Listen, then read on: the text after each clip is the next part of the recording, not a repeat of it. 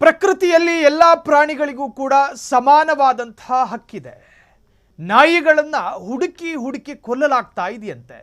ನಾಯಿ ಕಂಡ್ರೆ ಸಾಕು ಕಂಡಲ್ಲಿ ಕೊಲೆಗಳಾಗ್ತಿದೆಯಂತೆ. ತೆಲಂಗಾಣ ರಾಜ್ಯದಲ್ಲಿ ನಾಯಿಗಳ ಮಾರಣ ಹೋಮ ನಡೀತಿದೆ. ತೆಲಂಗಾಣದಲ್ಲಿ ಮುಂದುವರಿದ ನಾಯಿಗಳ ಹತ್ಯೆ, ಸಾವಿರ ದಾಟಿದ ಸಾವಿನ ಸಂಖ್ಯೆ, ಅನೇಕ ಅನುಮಾನಗಳು ಹುಟ್ಟುಕೊಂಡಿದ್ದಾವೆ.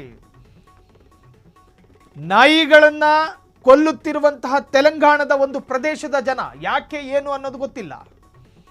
ತೆಲಂಗಾಣದಲ್ಲಿ ನಾಯಿಗಳ ಮಾರಣ ಹೋಮ ನಡೀತಾ ಇದೆ. ನೆರೆಯ ರಾಜ್ಯ, ಕಾಂಗ್ರೆಸ್ ಅಧಿಕಾರದಲ್ಲಿರುವಂತಹ ರಾಜ್ಯ. ರೇವಂತ್ ರೆಡ್ಡಿ ಆ ರಾಜ್ಯದ ಮುಖ್ಯಮಂತ್ರಿ. ಆ ರಾಜ್ಯದಲ್ಲಿ ಬೀದಿ ನಾಯಿಗಳನ್ನ, ಹುಚ್ಚು ನಾಯಿಗಳಲ್ಲ, ರೇಬಿಸ್ ಬಾಧಿತ ನಾಯಿಗಳಲ್ಲ, ಇದು ಸರಿಯಾದಂತಹ ಗಮನಕ್ಕೆ. ರೇಬಿಸ್ ಬಾಧಿತ ನಾಯಿಗಳನ್ನು ಕೊಲ್ಲುವುದಕ್ಕೂ ನಿಯಮಗಳಿದ್ದಾವೆ.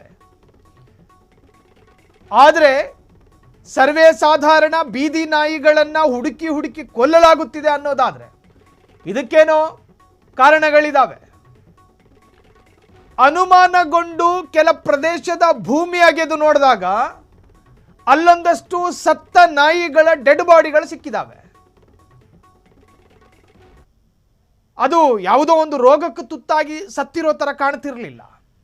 ಯಾರೋ ಅದರ ಕುತ್ತಿಗೆಯನ್ನು ಹಿಸ್ಕಿ ಕೊಂದ ಹಾಗೆ, ಇನ್ಯಾರೋ ದೊಡ್ಡ ದೊಡ್ಡ ಕಲ್ಲುಗಳಲ್ಲಿ ಮಾರಣಾಂತಿಕವಾಗಿ ಹಲ್ಲೆ ನಡೆಸಿ ಅದನ್ನು ಕೊಂದ ಹಾಗೆ ಕಾಣ್ತಾ ಇತ್ತು ಅದರ ಬಾಡಿ. ಇನ್ನು ಕೆಲವರ ಸಂಶಯ ಏನು ಅಂದರೆ, ಈ ನಾಯಿಗಳ ಅಂಗಗಳನ್ನು ಏನಾದರೂ ಕಸಿ ಮಾಡ್ತಾವ್ರ? ಈಗ ಅಂತರಂಗಗಳು, ನಾಯಿಗಳ ಒಂದಷ್ಟು ಅಂಗಗಳಿರ್ತಾವೆ. ಈಗ ಮನುಷ್ಯನಿಗೆ ಏನೇನು ಜಠರ, ಲಿವರು, ಹೀಗೆ ನಾಯಿಗಳಲ್ಲೂ ಕೂಡ ಪಾರ್ಟ್ಸ್ಗಳಿರ್ತಾವೆ. ಏನದು ಎಂಟಿ ಬಾಡಿ ಅಲ್ಲ, ಒಳಗೆ ಅದರ ಪಾರ್ಟ್ಸ್ಗಳನ್ನೇನಾದರೂ ತಗೊಂಡೇನಾದರೂ ಬೇರೆ ಜಾಲಕ್ಕೇನಾದರೂ ಮಾರಾಟ ಮಾಡ್ತಾ ಇದ್ದಾರಾ? ಈ ಥರದ ಅನುಮಾನಗಳು ಹುಡ್ಕೊಂಡಿದ್ದಾವೆ. ಅಂದರೆ ಪ್ರತಿ ಬೀದಿಯಲ್ಲೂ ಕೂಡ ಕನಿಷ್ಠ ಅಂದರೆ 40ಕ್ಕೂ ಹೆಚ್ಚು ನಾಯಿಗಳಿರ್ತವೆ. ನಮ್ಮ ಬೆಂಗಳೂರಲ್ಲಿ ಉದಾಹರಣೆ. ತೆಲಂಗಾಣದಲ್ಲೂ ಏನು ನಾಯಿ ಮುಕ್ತ ರಾಜ್ಯ ಅಲ್ಲ, ಅಲ್ಲೂ ನಾಯಿಗಳಿದ್ದಾವೆ. ಆದರೆ ಇತ್ತೀಚೆಗೆ ತೆಲಂಗಾಣದಲ್ಲಿ ನಾಯಿಗಳ ಸಂಖ್ಯೆ ತುಂಬ ಕಡಿಮೆಯಾಗಿದೆ. ಇನ್ನು ಅಧಿಕೃತ ಅಂಕಿಅಂಶದ ಪ್ರಕಾರ ತೆಲಂಗಾಣದಲ್ಲಿ 2,000ಕ್ಕೂ ಹೆಚ್ಚು ಸಾವುಗಳಾಗಿದೆ.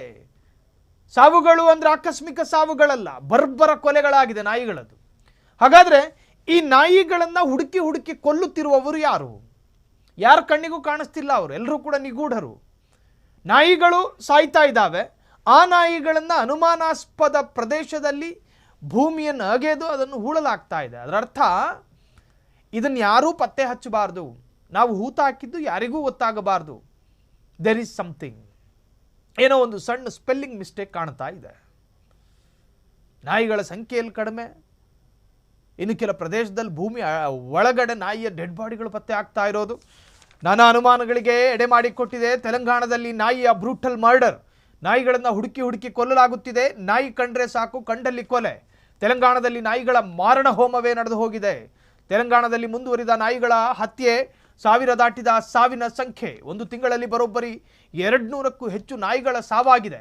ತೆಲಂಗಾಣದಲ್ಲಿ ಬೀದಿ ನಾಯಿಗಳ ಸಾಮೂಹಿಕ ಹತ್ಯೆ ಪ್ರಕರಣ. ವಿಷ ಕೊಟ್ಟು ನಾಯಿಗಳನ್ನು ಕೊಲ್ಲಲಾಗುತ್ತಿದೆ. ಅನುಮಾನಗೊಂಡು ಕೆಲ ಸ್ಥಳಗಳನ್ನು ಅಗೆದು ನೋಡಿದ ಅಧಿಕಾರಿಗಳು ನೂರಾರು ನಾಯಿಗಳ ಶವದ ರಾಶಿಯೇ ಪತ್ತೆಯಾಗಿದೆ. ಕ್ಷಣ ಕ್ಷಣದ ಸುದ್ದಿಗಳಿಗಾಗಿ ಫ್ರೀಡಂ ಟಿವಿ ಸಬ್ಸ್ಕ್ರೈಬ್ ಮಾಡಿ, ಲೈಕ್ ಮಾಡಿ ಹಾಗೂ ಫಾಲೋ ಮಾಡಿ. ಹೊಸ ಸುದ್ದಿಗಳ ನೋಟಿಫಿಕೇಶನ್ಗಾಗಿ ಬೆಲ್ ಐಕಾನ್ ಮೇಲೆ ಕ್ಲಿಕ್ ಮಾಡಿ.